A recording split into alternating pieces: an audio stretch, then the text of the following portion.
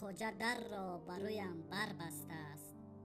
داد فتوا که به بیرون نروی، به بیگانه فروشی کون نروی. گر بخواهید چو خواهی نان نمورید، حسیب اینجاست جز این نان نخورید. فقط از کیف و جنون میگوید، رمضان آمد و کون میجوید. گفت که من خواجه بر حق هستم، رزق و روزی شماست در دستم.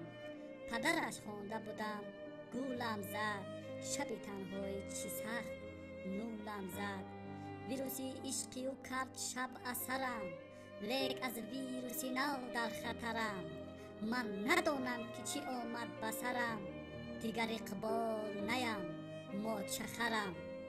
کرونا آمد و دستگیرم کرد، پدری معنوی شبگیرم کرد. چی بلا بود که آمد بسرم، با کنی سوخته خیش در بدرم.